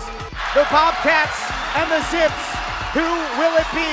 Zoki in the fast lane in lane 5, and it is Zita Zoki. First place, 26.92. Dialed in. There's a look at Cassidy DeBetta, who won the 100 breaststroke yesterday. Go, and they're off. DeBetta right there, touches the wall first. And for the first time since 2000, Ohio has a medalist in the 200 breaststroke. Here we are, a big moment for Ohio swimming. 10 years later, and the Bobcats back in the national spotlight. Yeah, it was so good to see Ohio swimming and diving back in the national spotlight 10 years later. Zita Zoki, we talked about this earlier, was definitely my favorite moment, being in Athens, Georgia, and seeing Mason there, and just all the hard work that gets put in to reach that point. So that's awesome. And shout out to Addison Ferguson, by the way. I do want to give her a shout out, former Ohio swimmer. She sent a really nice message to Zita, wishing her best of luck. And Addison Ferguson was literally the last swimmer that qualified for NCAAs in 2014. So really cool to see that connection. And overall, the entire team, the swimming and diving team, had a great year. Hosting the MAC championships was amazing. And we chronicled that, with some of the practices, some interviews, so on and so forth. It was a hype year for sure for Mason and his squad. They keep chipping away at it. We're in a league where, there's a league favorite that everybody's chasing, and they've been pretty dominant. And to watch Mason just, year after year continue to chip away at it. And we were there last year. A group of us went as sort of an advanced team and preparing to host this year. And we were a relay away from, a higher place finish. And so, Mason turned that around. And this year they focused on a lot of things. And we have some individual competitors who had great races and are, MAC champions. But they also, as a strategy, focused on the relays. And they said if they could get to the podium on the relays and then, really just set the tone each day with that, then, as a team that was going to stand for something and make a statement, and they did. And, the other thing that, as an administrator, you appreciate is our entire department came together. That was an insane handful of days. We had, men's and women's basketball, both had home games. We had this multi-day event. What I love about us here at Ohio is we're kind of over-believers. We like to, again, rise to the challenge and think we can do sometimes more than maybe on paper we should be able to do. And we definitely took that on that week. And so I'm really proud of our staff for the long hours and days they put into, Jordan and his group, Sam, the call that you guys did. Like, those are long, long, long days. And we were able to get through all of those events and elevate each event. So, we are the example for the league and broadcasting the MAC championships, as we should be at a school that, has such history, particularly through the Scripps College. And we've talked a lot about the opportunities that gives our students, but it's really also amplification for not only Ohio student athletes, but those throughout the league. And our team did all that. We were exhausted at the end of it. And I think I, said as an athletics director, I'll never do that, to you guys again. I'll never let us, take on all that responsibility. But, what I love to sort of wrap up my observation about all this, what I love is what Mason said. And Mason's point was he was so happy to have this team peaking at the time they did. Yeah. And for everybody in the department and the community and campus to be able to come out and be part of that, and happy not only for the team to get that support, but for us to be able to be really proud of the team that was in the field. And they continue again to climb up another place in the finish in MAC this year, and they're going to be knocking on the door. Yeah, third place finish at MAC championships, highest since 2013. So to your point, continuing to peak and grow. I want to piggyback off what Julie said about this, coming together and putting the event on. I thought it was pretty cool when Randy sent out an all call for timers. Oh, yeah. Everybody, even though they had so much, everybody in the athletics department, even though they had so much to do that week, stepped up, took a shift. And it was kind of a team bonding event for our staff, which was awesome. I mean, Tim and Coach our Albin did coaches it. were Yeah. out I there. mean, Tim Albin and Jeremiah I took a Covington. shift. Yeah. O'Connor and I took a shift and turned it into a game, and it was a team bonding event that was awesome. Yeah, we came together. Yeah, it was great. And I know we saw a lot of clips from Zita Zoki, obviously, in the highlights, and Cassidy DeBetta, who won the 100 and the 200 breaststroke as well. But the entire team, so connected. The seniors, I know I got to chat with some of the seniors, but they all are so locked in, both in and out of the pool. And I think that's a testament to Mason and his staff and what they're building over there.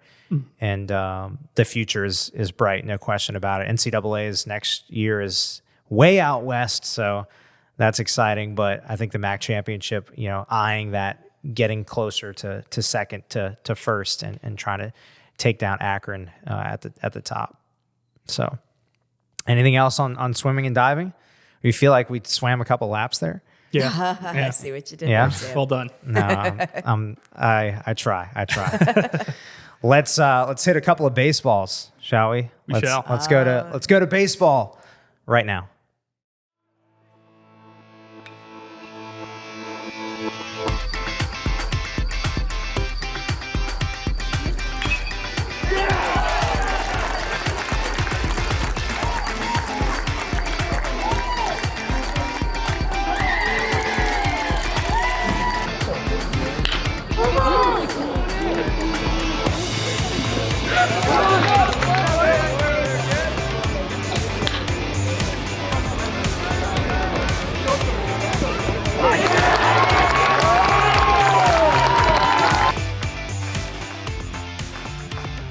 Swing and a miss, strike three. Olsen slams the door. The Rockets' losing streak reaches 7, and Ohio's won back-to-back Mid-American Conference games.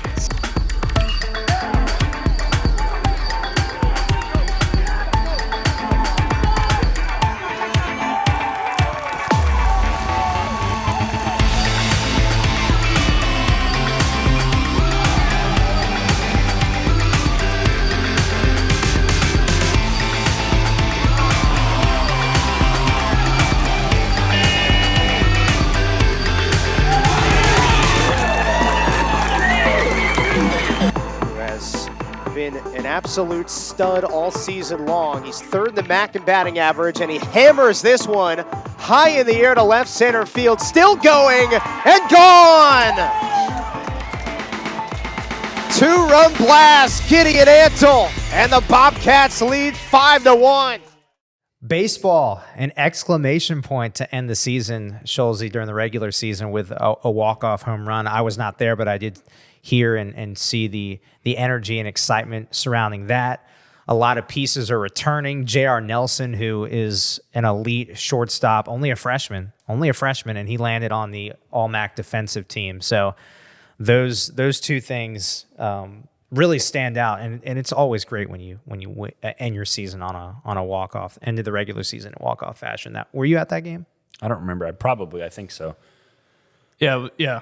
You may have dipped out early for symposium, but that's okay. Oh yeah, that sounds about right. It was a busy weekend on campus. Yeah. Got him. That's probably true. J.R. Nelson, a little bit on J.R. Nelson. He was all defensive team, but his bat, he hit 312. He was hitting 350 halfway through the year. I mean, he really showed that he can swing it as well, and it's a really good piece for the baseball team coming back. I know that something Coach Moore is really, really excited about is that freshman class. Like you said, JR is a freshman. I think it was probably in February, right before they went on their first road trip. Gavin and I just happened to be out at the baseball field, and they were practicing outside because it was warm enough.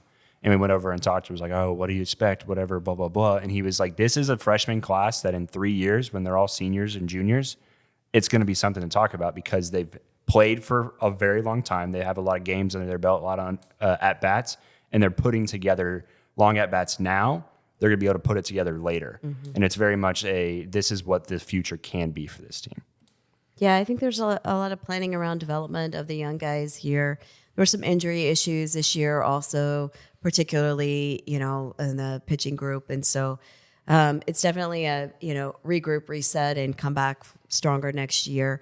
At the same time, there were some bright spots among the youngers, and then, among some of the returners, we have some senior leadership coming back that, potentially will help us as well. And so the walk-off to end the year was great, and it was also fun to be the team that stopped BG's run. There's a little bit of history there as well, in their history that we got to, put an end to. So good things to take away to get ready for next year.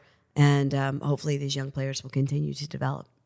Well, from one diamond sport to another diamond sport, let's go to softball. The 50th season of Ohio softball is on the horizon.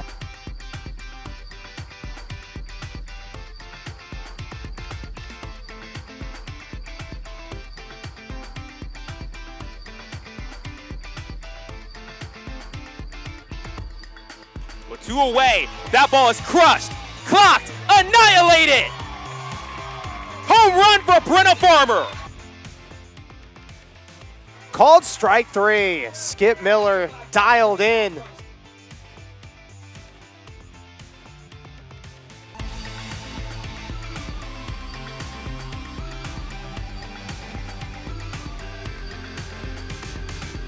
(2-0) is sent high in the air. Dead center field. Goodbye. A Hoffner homer.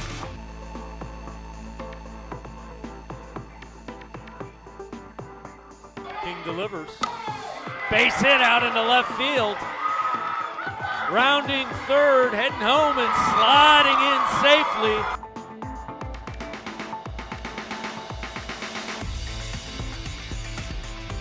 Finally grabbed. She's going to round third and head for home. She slides in safely.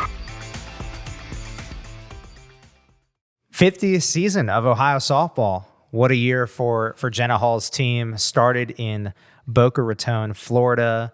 Super exciting, fun trip down there for the squad. And yeah, definitely a lot of buzz around this program as they transition into year 3 with Coach Hall. But some of the things that stuck out to me, back-to-back 30-win seasons, second place in the MAC regular season. Obviously, you saw some clips towards the end there, which included a marathon game that I believe went into 2 o'clock in the morning, right? It shows you right. Yeah, that was one of the games in the MAC tournament. Ohio won that game 8-0 over Ball State.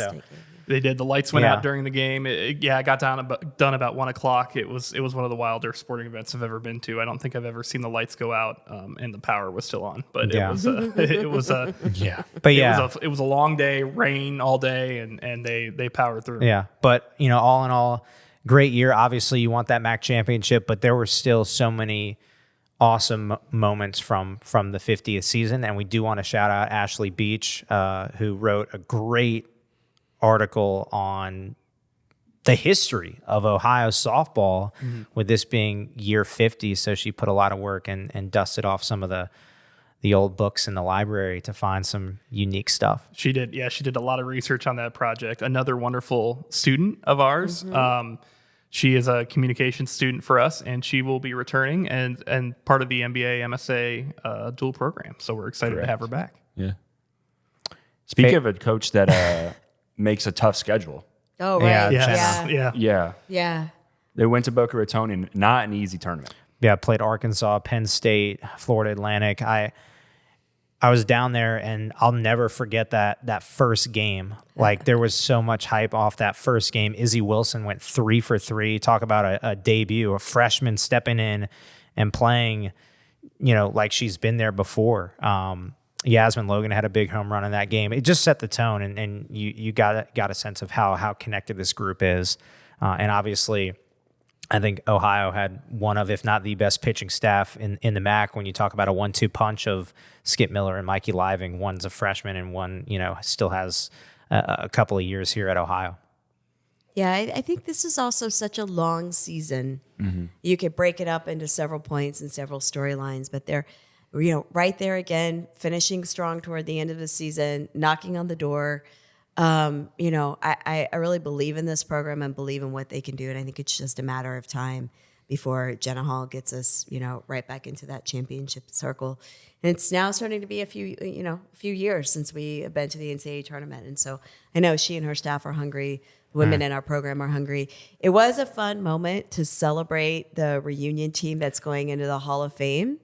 And, I don't know if you want to talk a little bit about that, Schulze. You were involved quite a bit with Jenna and creating a special moment around that. But a couple of years ago, we had a men's college World Series team that we put into our Ohio Athletics Hall of Fame and brought that group back. And we're doing the same thing on the softball side this fall. Yeah, so the 1974 World Series team got surprised. It was a reunion event for them. They did not know they were going to go into the Kermit Blosser Hall of Fame. Wow, that's and pretty cool. They were surprised. Jenna took the mic before the game and surprised that group, and to see their reaction, it was really cool to honor that team. And not only did we get to honor that team, but Savannah Jo Dorsey went into the Hall of Fame as well. Legendary pitcher. I mean, her numbers are just bonkers. They are unbelievable. And we got to have her on the our live podcast before a football game, and she was awesome to talk to. And she's a doctor now, right? She is a doctor. Yes. She also came back in this trip that you're discussing. She spoke to the team in the dugout, and I just sat back, listened, observed, and wow, did she deliver some powerful words to the team. And this was not, a week before the season. This was in the fall where, sometimes that motivation cannot be there. And she absolutely poured into the team, and it paid off. Speaking of the history, Savannah's family is softball history. Her sister and her mom also softball players. Peep the article again if you haven't read. If you have not read Ashley Beach's article, go check it out because it documents a lot. Savvy's mom recruited Skip Miller, and a couple others too. So the pipeline is real for sure. Yeah. So 50 this season, 51 will be even better. We love the growth from Ohio softball. All right, last but not least, we will now jump into men's and women's golf to wrap up our 23-24 review.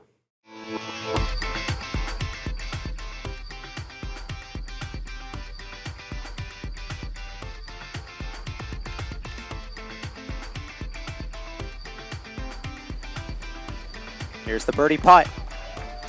And Morgan Rogers buries it for her second birdie across the final 3 holes here on day 1. What a MAC championship debut at the par 5 18th. Second shot for Lubers.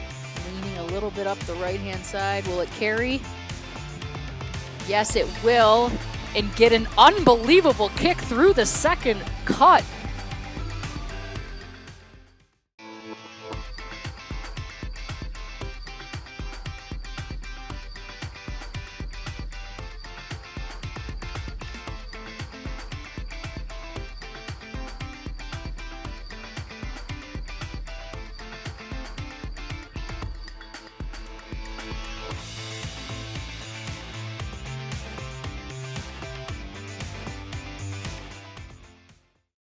All right, men's and women's golf. Again, this is the second consecutive year we've hosted a golf MAC championship. The men in 2023, the women in 2024. Pinnacle Golf Club was a great host, and the Bobcats had their highest finish since 2017 on the women's side. So shout out to Kelly Ovington.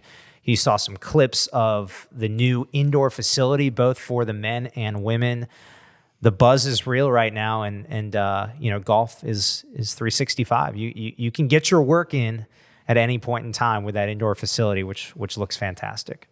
Yeah, I know that most of them haven't used it yet just because it was finished after the end of the school year, but I know that a lot of them are extremely excited to get back there and start using it because of the just ability, like you said, even if it's raining outside and it's nice, you can still go and work on your game. So I know that Coach Brennan and Coach Kelly are both very, very excited about that. Yeah, you can probably find Steiner back there if you could. He's not at his desk, but I think what I've gathered, the most important thing the indoor practice facility is going to give them is data. I know Brennan he's also made me hit a couple balls and showed me what I'm doing wrong, and I've got a lot of work to do. But the amount of data that we're putting into the student athletes' hands to improve their swing, in the winter is just going to be phenomenal. Well, I appreciate the donor support we've had in building that area out. We've essentially converted a series of rooms in the convocation center into an indoor putting lab, and then an indoor hitting lab, and then added some team space that this group didn't have before. They were in a room off the side of the basketball court in the convo, and so now they have space that's dedicated there for themselves, and then also space where they can do a little bit of work. And all of that is because we've had donors who are generous enough to try to imagine something better for our student athletes than we had previously. And so we're very fortunate in that way. It'll be fun. We'll dedicate that this fall when everybody comes back and celebrate, those lead donors who supported to that. And each one of them has a specific story and connection to the golf programs. And so that'll be a lot of fun. And also, I think we've been able to do quite a bit in upgrading facilities along the way over the last 3 or 4 years. And for the most part, the golf teams were left out of that. The other spaces that we've been able to get to really didn't touch them in their work day to day. And so this has been fun to put this project together for them and focus on them. They do share it, but I think it also gives them an opportunity to build a tighter culture between two relatively small rosters who spend a lot of time together anyway. And so we're looking forward to dedicating that this fall. And we talked about earlier just what it takes to host a MAC championship, transitioning to the other part of what you saw introducing men's and women's golf here, going up to Grove City and hosting the MAC championship, and what the women's team did, seeing the youth on the team was very exciting. To put it on ESPN Plus was something that was quite impressive, considering that, it's golf. Like it's if anybody knows a thing or two about production and broadcast, like to stream golf, it's not easy. It's not one location. You're covering multiple holes, and we covered 16, 17, and 18, and our entire crew, led by Jordan and our students, did an unbelievable job. So definitely want to give them credit with making that happen, and everybody behind the scenes. Well, shout out to you too, Sam. It's incredible work. It's not easy to do. They're long events. Yeah. And for the last 2 years, we've raised the standard in the league because of, as you mentioned, Jordan's leadership and your involvement and telling the stories. And there's a lot of golf to cover. A lot of golf. It's a lot of stories, a lot of golfers. But what an incredible opportunity for our students. I'm really proud of that team. It's a young women's golf team. And for them to have their strongest finish in 7 years really bodes well for the future. Someone else will take on the responsibility of running the meet and doing the broadcast next year. Yeah. But we have high hopes for the team to go back and finish even stronger next year. Well, that is just about it for our podcast right now, but we do want to touch a little bit on what's to come and the upcoming 24-25 year, along with a couple of other things.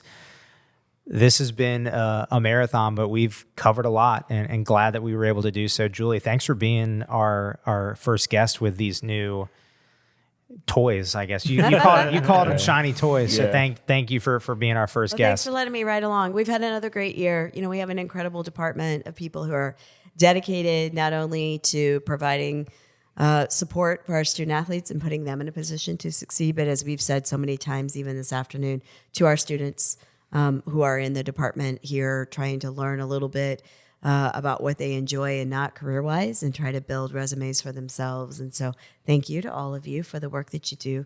For that, it was another good year academically. I think Schulze's going to rattle off our academic statistics, but I just very much appreciate the leadership all of you have shown and what our department has been able to pull off this year.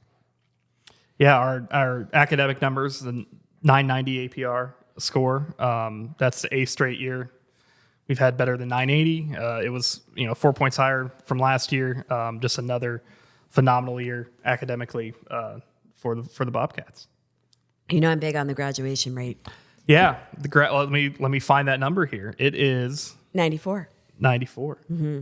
Yeah, I think ultimately she found it for you. Yeah, I think ultimately, that's a really high number to continue to match, and we've had a lot of students who've had some extra time with COVID eligibility. And so I'm happy, when we can be north of 90%, I think that's pretty phenomenal. But at the end of the day, we are in an education setting. That's very important. And it's an important component of what we're trying to do. Jordan's got a number for us also. Well, I have a question. How many ESPN? it's a question. From the producer. How many ESPN this Plus allowed? broadcasts? we did? Yeah, it is. It's taken a long time to get to a question from Jordan. Yeah. Jordan, I was bragging on our graduates. What? For our listeners that don't necessarily know what those acronyms are. Oh, yeah. What the APR is and the GSR. As a graduation, is it graduate within 4 years? Or Oh, yeah. How's that graduation? Excellent question, Jordan. It's actually a lot. The timeline is a little bit longer, so you get basically a 6-year window to graduate. Most of our student athletes actually are graduating in less than 4 years because we do support summer school at the level that we do. A lot of them are great students and come in with some credits ahead of time. But GSR stands for Graduation Success Rate. And it takes into account not only those students who come here on an athletic scholarship and graduate within that 6-year time window, but also it accounts for students who transfer away. And if they were on track to graduate when they transfer away, that counts toward a success also here. You can talk about it. Do you know what APR stands for? Academic progress rate. You're reading that from the screen. I am, can absolutely. see. So do you know what it means? Ish. Do you want me to answer it for Yes, you? I do. I Very can much tell in your eyes. Oh my God. And the academic progress rate is a real-time measurement of their progress toward graduation on a semester-by-semester basis. And so 1,000 is the highest score to be at 990 several years running. Not only is measuring the progress we're making in class, but also the students who come back. And so retention is an element to that as well. So 990 is pretty good. That was a much better explanation than I would have given. But I will say 9 of our teams had a perfect 1,000 score. Very good, Chelsea. Yeah. Yes, we I'm know what definitely not perfect reading that is. as well. Yeah. We it's funny, that we sort of fit academics there in at the end. But one of the things I love about our student athletes is, and I think you guys will share this in the experiences that you have as well, I think reflects the same. When you talk to our student athletes, they are whole people. Yes. Mm-hmm. They talk to you immediately about what they're studying, about what they hope to do after their competitive careers are over. They love their sports. They're very dedicated to them, and it's a big part of their identity. But they also have other components to who they are. And you guys do a nice job in your storytelling and certainly in the pod, but also other creative content that you're involved in, Sam, especially, in drawing that out of them. But it doesn't take much because they are truly wholly well-developed young people. Every time we do a podcast interview, I ask how was class, and none of them answer fine or good. Or I didn't go. No, Right? definitely never been an answer. There's never been an answer. I have learned more about a plant biology class they were in or a math class that's way above my knowledge. I mean, they will go into immediately say, oh, I had this class today and we did this. And it's awesome to hear about their days. And it wraps, it talks about how they are as people, and they're so outgoing and fun and friendly, but also how dedicated they are to the academic side. It really is a part of who they are. And we talk a lot now about college sports and NIL and revenue modeling and where all of this is going. And here, as we sit in the summer of 2025, there are a lot of uncertainties about our industry. But I think what will not change are the students we serve in the quality of young people who are coming to Ohio University. And so the regulatory environment will change, and maybe some of the motivation will change, and how we define success as a student athlete, might shift and change along the way. But these are tremendously talented young people who are gifted in a lot of areas, and it's our good fortune to be able to work with them every day. Well put. Well put. I think that brings us to the end of this episode of Bobcat Tracks presented by Labatt Blue. Again, thank you to Mike Schulze, Julie Cromer, of course, for being our first guest, Luke Steiner, Sam Hyman, and of course, the man behind it all, Jordan Bowes, who's got all these gadgets set up for us as we start the launch of our new situation. Is so complex. I don't even know where he begins. It's truly fascinating. He's the best. He's like Oz yes, over there. The power. Like, you start with the power, I think. You turn it on. Plug it in the wall. Got to turn it on. But again. Thank you, Sam. Thank you for the opportunity. Thanks to everyone for joining us, and go Bobcats.